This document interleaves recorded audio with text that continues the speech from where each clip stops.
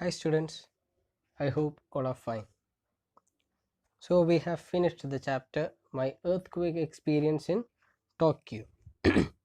So now what we are going to do is we are going to deal with some other grammar parts. Okay. So in the previous lessons we came across certain idioms with regard to color, isn't it? So now what we are going to do is we are going to see certain idioms with the word face. Okay, face, with the word face. So first, expressions with face. Okay, so read this sentence. Some people were stony faced after the earthquake. So this thing we came across in the chapter when we were dealing with the story My Earthquake Experience in Tokyo. We came across this when the earthquake was hit and some other people's face were stony faced. So we came across this expression.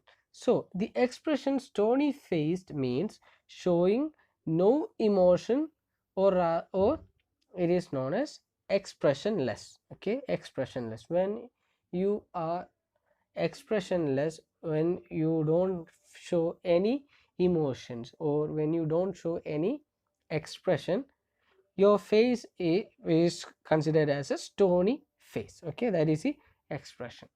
Then now we have a certain idioms, okay, or some expressions with the word face. Okay, they are here like this: to have a long face, to have a long face. Okay, you can consult the dictionary in order to find the meaning. Okay, then second one, to be wiped off the face of the earth, to be wiped off the face of the earth. Third one, to blow up in your face. Fourth, to have a poker face. Okay, fifth one, to cut off your nose in spite of your face. Okay, these are the idioms. So now we have the meaning of these idioms here in this column, in the column B. Okay, now what we need to do is we need to find out, or we need to match these idioms which are in the column A to that in the column B. Okay, the first one maybe I'll do it for you. To have a long face. Okay, to have a long face means to have a discontented or sullen face expression. Okay, to have a discontented face expression. Discontented means, okay, you are not happy about something. That is when we use this, to have a long face. Likewise, now consult your dictionary and find out the meanings of these idioms. Okay, all right. So next one is, we know that we have some parts of speech, isn't it? Parts of speech like noun, verb, adverb, pronoun, adjective, etc.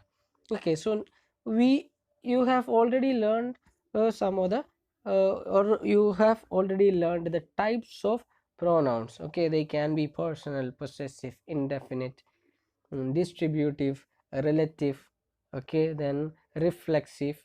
Okay, there are so many types of pronouns. Now what we need to do is we need to find out the pronouns in these sentences and classify them in these columns. Okay, we may find, as we come across these pronouns, we may find some pronouns which are different from these four, okay, which are already given: personal, possessive, indefinite, and distributive. We may find it different. So what we need to do, you can write it separately. Okay, so we shall just go through this. You have learned about the different types of pronouns. Underline the pronouns in each sentence. Then write the pronouns in the correct column to identify the types. Okay, first you need to underline the pronouns, then you need to what write the pronouns correctly, identifying their types. Okay, we need to write it in these columns. Okay, as I said, we may find some pronouns which do not belong to these four types. Okay, there are different types of pronouns, so we can make another column and write it. Okay, in the textbook we have only these four given, but as we come across, as we go through, we'll find some different pronouns, so those we need to write it separately. Okay, that one we need to keep in mind as we go through. Okay, the first one, who does this jacket belong to?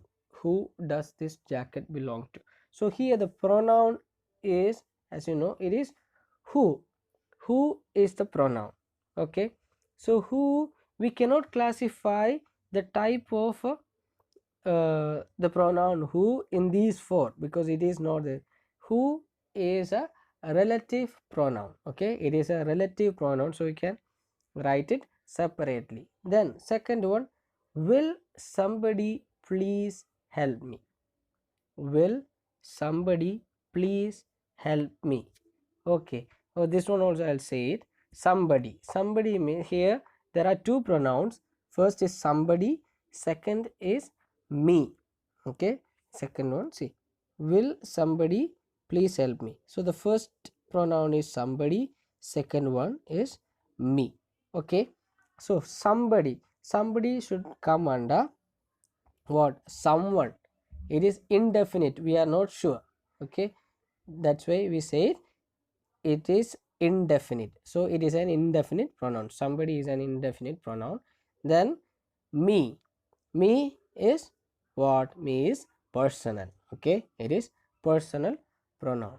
Likewise, just go through these sentences and identify the pronouns. Maybe if you are able to find out the type of the pronoun, you find it and classify them. If you are unable to find it, it's okay, no problem. We just find the pronouns only. We will classify them when we have the live session. We shall classify them and write them where they belong to. Okay, so just identify the pronouns. That's what you go to do in this exercise. Okay, then pronouns and antecedents. All right, so what, you know what is pronoun, and I don't think you will know what is antecedent. Okay, now let us read this, then it will be easy for you to understand. Read these sentences. I turned to look at the building. It was shaking. The people who are in the park are my friends. They live near my house. Okay, there are two sentences, and some part is given in different color, isn't it? The building, then the people who are in the park. Okay, so some things are given in a different color. Okay, why they are given in a different color? That's what we are going to see. In the above sentences, the highlighted groups of words are antecedents.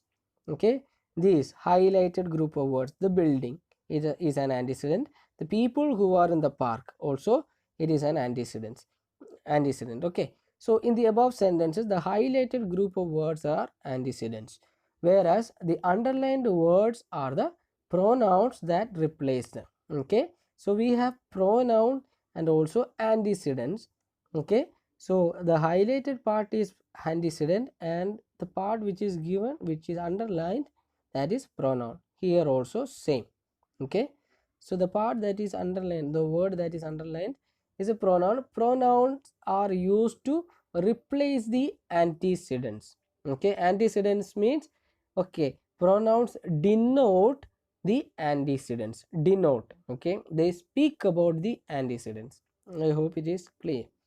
For example, the elephant, okay, the elephant came to my house. Okay, sorry, an elephant came to my house. It ate, or it was eating which leaf does the elephant eat?